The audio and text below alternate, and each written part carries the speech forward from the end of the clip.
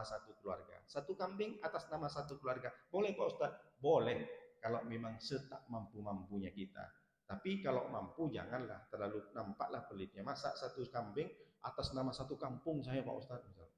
Boleh. Karena dalilnya tadi, Allahumma hadza an Muhammad wa ummati Muhammad. Kata Nabi Muhammad, ya Rasulullah, ini adalah kurban anni dariku wa ummati dan umatku. Umatnya Nabi Muhammad berapa? Banyak.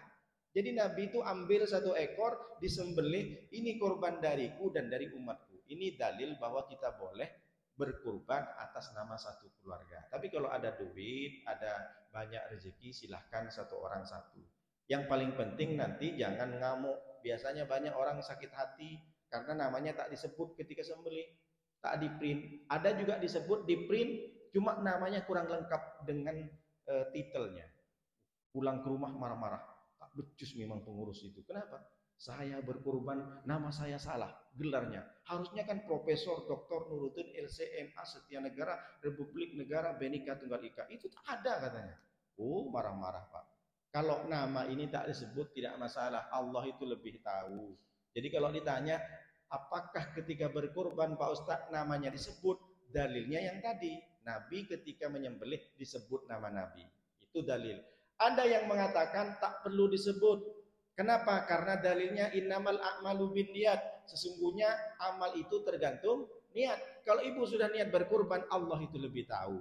Maka Bapak Ibu di sini kalau ada tak sempat misalkan di print nama si yang berkorban ini, jangan marah, jangan berkelahi. Ini tak betul. Harusnya di hari lebaran ini kita berkorban berbagi, malah justru nambah musuh.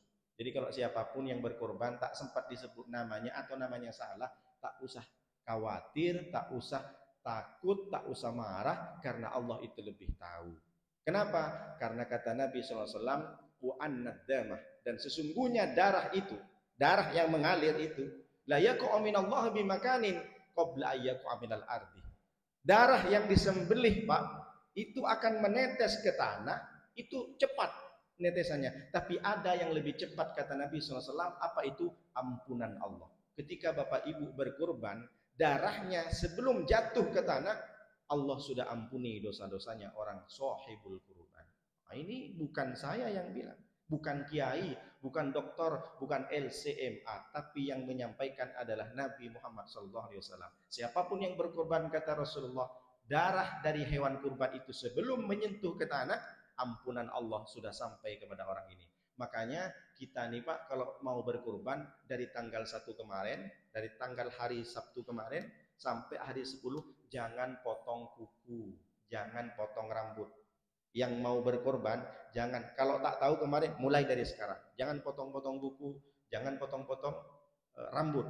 Kata Nabi SAW, idza arada ayyudhiya, ketika kalian ingin berkorban, falyumsik an sya'rihi wa adfarihi, maka hendaknya kalian jangan potong bulu rambut kalian, jenggot, kumis, apapun bulunya itu, dan wa adfarihi, dan kukunya. Kenapa? Nanti sunnahnya dipotong setelah hewan kurban kita itu dipotong, maka potonglah. Apa maknanya? Bahwa karena ketika kita